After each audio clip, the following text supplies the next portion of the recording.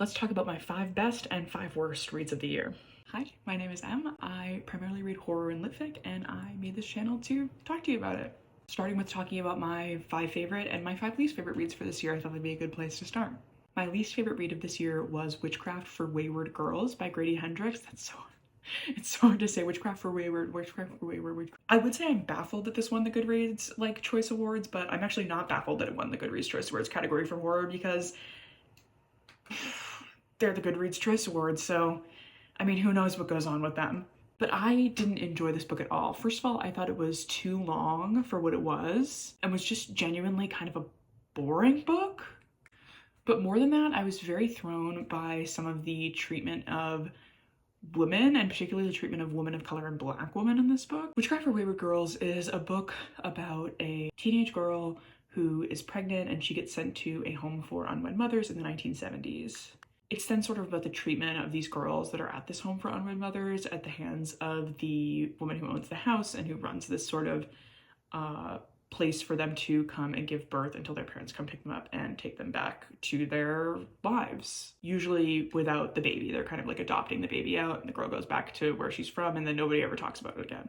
I just don't know if Grady Hendrix is the person to be like telling this story, you know? I think horror can be really fertile ground for discussions of birth and pregnancy and for exploring the complications and the trauma and the joy and the intricacies of being pregnant and giving birth and how it can be such a conflicting experience for so many people. I don't think that's what Grady Hendrix is doing in this book. I think he uses birth as a plot device and in terms of most of the girls in the book, and I think he uses it as a punishment for the main antagonist of the book.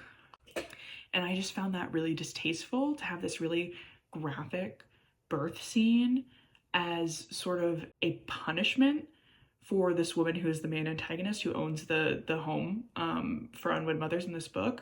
It just felt like icky, the way that it was done, and not in the way that like it was sort of a gross body horror sort of moment, which it was definitely, but icky that he was sort of using it as a punishment and not so much like an exploration of the maybe trauma and the complicated and layered process and experience of birth, but instead just as like punishment for the antagonist. It just felt like, I don't know, like is he the person to be having this conversation?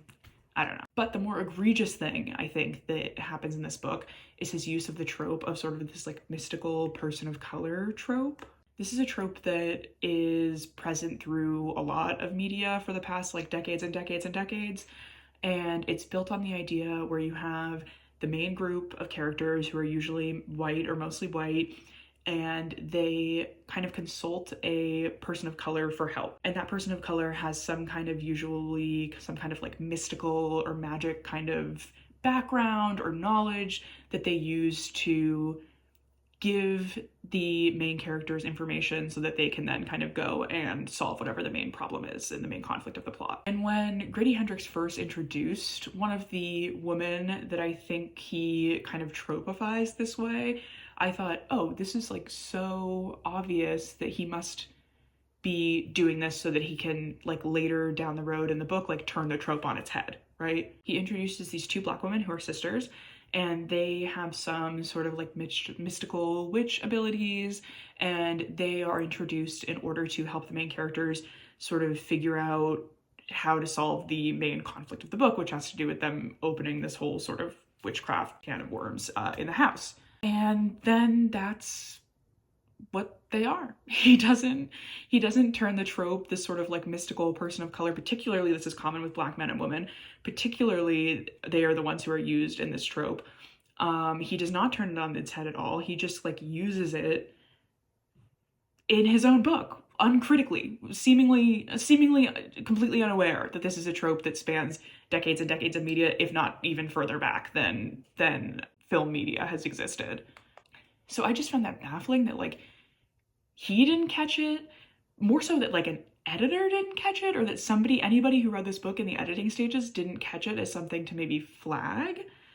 I found just a little bit baffling. And then in 2025, it would get kind of published with this sort of uncritical eye I thought was disappointing, and I was just not impressed with it. I just wasn't impressed with it. So that definitely pushed it over into being the worst book of the year for me, unfortunately. Grady Hendrix is kind of slowly moving down my list of authors that I enjoy. I did not like How to Sell a Haunted House. I hated that stupid puppet. Was so stupid. And I just like have not, so I haven't loved his last two books. So we'll see. I mean, I'll probably pick up the next one from the library just to see, but I have been so far kind of unimpressed, and this book really kind of turned me off of him. My second least favorite book this year was Wake Up and Open Your Eyes. So this book is about Fax News, which is a right-wing kind of news corporation. I think you get who it's referring to in real life. It's not that it's not that mysterious. And it's about all the people who watch Fax News one day becoming these like violent zombie like creature people things. I was really looking forward to reading this because I, like a lot of people in this country, I'm sure, have lost some of my family to the alt-right MAGA pipeline. And I'm going to use that language a lot, but I want to kind of put a pin in the fact that like that language of like people fall down the alt-right pipeline, or they fall down sort of the MAGA pipeline, however you want to phrase it. I want to say that I'm using that language, but sometimes I have a minor issue with the fact that I feel like it releases these people of some of their own accountability. It's not something you necessarily fall down. It's something that you also are still making active choices. Those choices have been propagandized and you're falling victim to propaganda, but that does not remove your responsibility as an individual. And I just want to touch on that so it doesn't make it sound like I'm removing any sort of accountability from the people that that it's something that happened to them, something they experienced, but it's also something that they in some ways have made their choices. Anyway, so I was excited about this book, but I found it to be just completely ridiculous. It was just gratuitous violence and other things, over the top, and I don't have a problem with gratuitousness if I feel like it's in service of a point, but a lot of times this felt like it was just gratuitousness for the sake of being gratuitous, if that makes sense. And more than that, I felt like this was sort of a critique that maybe would have been biting in like 2016 or 2017, but I feel like at this point we've had much more complex and nuanced conversations about the development of MAGA and about the development of the alt-right in the United States, that this just feels sort of like reductive and like kind of so 10 years ago in some ways. It just doesn't feel like kind of biting sharp critique for 2025, if that makes sense. What I will say I did like about this book is the second section of it, actually, I think is the strongest part of it. The second section follows a family as they're all sort of pulled into the alt-right pipeline, and it demonstrates like the different formats and media that can be used to push these sort of alt-right narratives and to pull people into this alt-right pipeline. So like the dad watches the news, which is probably what people think of most of the time when they think of like alt-right media, but the rest of the family falls into the alt-right and to MAGA in sort of different ways. The mom falls into wellness content on Instagram, which can be sometimes a way into the alt-right pipeline, or like kind of dog whistling for the right. And then the kids get involved in like video games, YouTube, other forms of social media that are ways that maybe kids, especially young men, especially young boys, fall into the alt-right pipeline. So I thought that was the most valuable part of this book, was this sort of exploration of how it's not only mainstream news media that leads people to the right, but also things like Facebook, things like Instagram, things like wellness influencer content, right-wing YouTube, sort of bro YouTube channels that kind of lead young men in that direction. So I will say that for it. I will say that for it as a positive. But overall, I thought it was kind of gratuitous. I thought it wasn't making any new points really, and I thought most of all, maybe it got a little bit boring. So it just was not my favorite this year. Book 3 is This Book Will Bury Me. I picked up this book not knowing what it was beyond the fact that it was sort of like a crime thriller. I thought, you know, I need a palate cleanser between some of the horror books that I'm reading, so I'll pick up a thriller and that will sort of give me a break. And I just grabbed this one because it was popular. I think it was on Hoopla. I was like, I'll give it a shot. Oh my god. It was the problem I have with this book is that it is clearly and obviously based on is even not strong enough of a word for what this book is in a lot of ways, the murders that happened of those college students in Idaho a couple years ago. I am not a true crime person. I don't like watching it. I don't like listening to it. I have my own feelings about it. But the point is that I am not a true crime person, and still, just from what I know from the news when all of that was sort of coming out, was enough for me to realize as it went on that this book was like almost beat for beat based on those murders. It was so identifiable and so just immediately like it was almost exactly what happened in that case is almost exactly what happened in this book, with just kind of different names and some things changed minutely. And I just found that very icky. I found that very icky. Like, this happened less than, I don't even know how many years ago now, but like less than a decade. And these people's families are still alive. I mean, they're still, for the most part, like their parents, for the most part, are still around as far as I know.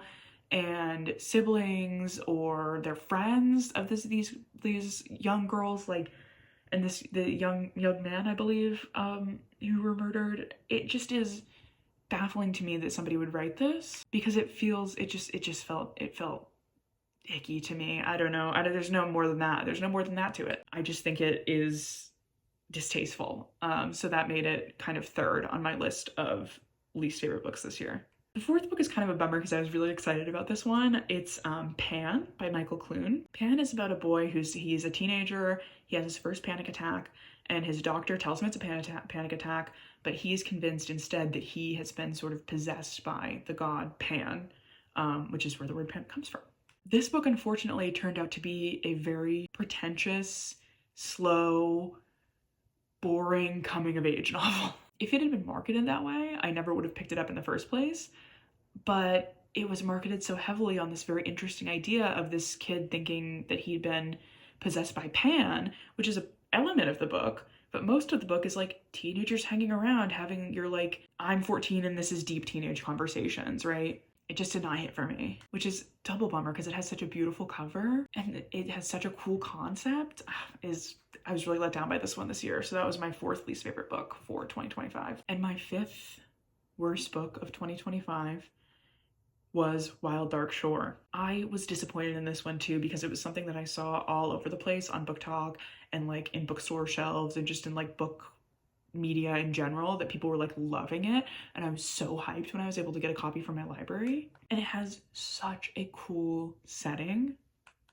It's set on this like remote island where there's a seed vault that this family, this father and his children are responsible for taking care of. A seed vault, as far as I understand, is basically based on the idea that it is a vault full of seeds of plants from all around the world, and if there's a like major natural disaster, major climate disaster, any kind of thing that wipes out a specific kind of plant or plants, then we have that plant seed in vaults somewhere in multiple places all over the planet, so that that plant will not go extinct. It can be replanted and can be saved from extinction. I think that's what they are. So it's a really cool setting. It's sort of this moody island in the sea with this seed vault. The plot sort of starts when this woman shows up on the island and basically instantly falls in love with the dad, and they fall in love, and it really deteriorates from there. I'm not sure how I felt about what this book was sort of saying about motherhood in the contemporary world. The woman who comes to the island had broken up with her last long-term partner because he had wanted kids and she didn't want kids, primarily because of the climate crisis that we are in. And then she comes to the island and all of a sudden she is like, I am a mother to this man's children and I actually wanted children and these are my children and I have a responsibility. It's just like, it's hard because on one hand, I get it. This book is about the responsibility that we have for the next generation. But I think that even if we don't have children, we have a responsibility, right, to children and to the next generation, especially environmentally. But I think it's sort of muddied by this narrative of her like not wanting children because of the climate, and then like coming to this island and then becoming sort of this like parent figure like almost immediately. I don't know. I thought it would resonate for me because I have complicated feelings about having children with like the climate and the kind of world situation that we live in. And I don't feel like this book negotiated that conversation particularly well. but I know other people feel like it really encapsulated their feelings about having children, so that is probably entirely just me. Now let's talk about my favorite 5 books of 2025. My top book this year, definitely by far, was Bat Eater and Other Names for Khorzang. Bat Eater is a book about a woman who loses her sister to an anti-Asian hate crime during sort of the peak of COVID, and she becomes a crime scene cleaner and starts seeing other Asian people in the city being murdered with bats showing up at all the crime scenes. She also starts to see her sister's ghost wandering around. She thinks that because she hasn't been giving her sister the traditional offerings that she is traditionally supposed to, her sister has come back as a hungry ghost. So the book is her trying to figure out who is responsible for these murders that are happening and also how to handle her sister's ghost. This is just, I think, such a beautiful book. I think the way that it brings together horror and mystery and also things from the author's like background and culture is so beautifully blended and well done. And I think that it is a great story. I think it's genuinely maybe the creepiest book that I read this year. It definitely had like a scary factor to it that I think was missing from a lot of the other books that I read this year, even the ones in my top 5. So I would absolutely 100% say pick this book up. I would even say buy a copy. That's how much I like it.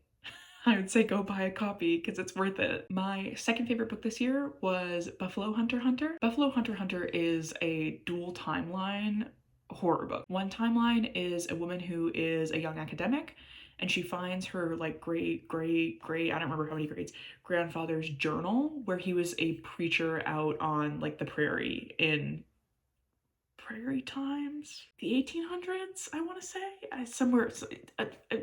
somewhere around there. And then the other timeline is her great-great-great-grandfather who wrote the diary and follows him and his experience with this Native American man who starts coming to his services every Sunday. And this Native man, whose name is Goodstab, starts telling him this story of his life and how he's come to be where he is in that moment in this church and what he is. And what he is sort of a vampire.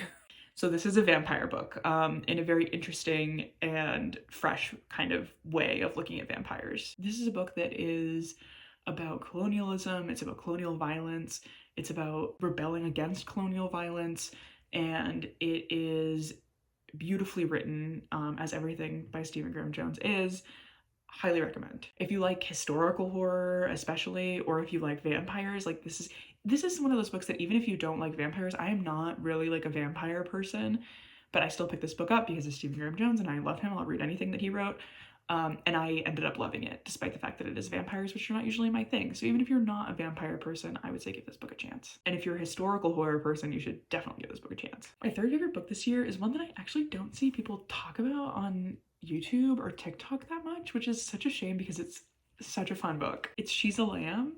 This is a like lit fic satire dark book, not quite horror, but it's about a girl who really believes that she is meant to play Maria in The Sound of Music. And when she gets cast as sort of a background like chorus actor, she is even more determined to prove that Maria is the role for her, and she'll do whatever it takes to get that role. It's like a crush. It's like you can't look away. Like everything she does, you're like, oh no, oh my god, but like you can't stop reading, and you're kind of like, okay girl, like be crazy. Like it's just like such a fun read, and she's such a fun headspace to be inside of when you're reading it because it's so ridiculous. I had a blast with it. I read it in a day. I couldn't put it down. So I think if you're looking for something that's sort of like dark humor, maybe a break between horror reads, that this could be a great option, especially if you like an unlikable narrator, because she's fantastic. My fourth favorite book this year was The Lamb by Lucy Rose. The Lamb is a beautiful little book that when you finish it, you'll just have to kind of stare at the wall for a little while. It's told from the perspective of this young girl who lives with her mom in the woods. Her mom has this habit of when people are lost in the woods and they come to their house for help, her mom eats them. So this book is about cannibalism, which like, what girl doesn't love a little cannibalism in her literature, right? So it's told from the perspective of this young girl and how everything sort of changes when this woman shows up to the house one day and her mom does not kill her. Instead, they fall in love and then they start killing and eating people together. It's a short book and it is just brutal. It's a book that I picked it up, I got sucked into it almost immediately, and I did not put it down until I finished it. And then it was like 3 o'clock in the morning and I was exhausted the next day, but it was 100% worth it because this book is so good. It's a fantastic book. Highly recommend. Very excited for this author's next one, actually. Really looking forward to it. So give this one a shot. My fifth favorite book this year was The Unworthy. The Unworthy is a short book that was translated from Spanish, and it's a dystopian novel that's set in the near future where there have been major climate crises, water wars, wars in general. The world has sort of fallen apart. It takes place in this convent where there's this group of women that are in this sort of new religious order that is based very heavily on kind of punishment and violence. And our main character falls in love with a new arrival, and they start to realize that maybe this is not how they have to live or how they want to be living, and it sort of goes from there. This is another short book, and it again packs a real punch. It's a little bleak. And it is another one that will maybe leave you staring at the wall for a little bit, but it is just gorgeously written. It's gorgeously translated. Everything that this woman writes, I will read. I think it's a great read if you like dystopian horror or like cult horror. It could be a good fit for that too. It's just a solid short horror read. So those are my top 5 horror books of the year, except for one that's sort of maybe more dark humor and a little bit less horror. Thank you for watching. This is my first YouTube video, so it's a little bit nerve-wracking, but I figured, why not do it? I've been posting on TikTok. You can follow me there for shorter videos, probably more frequently, and let me know in the comments what your top 5 or bottom 5 books were, if any of them matched or if any of them were opposite. Let me know, and I will see you in the next one.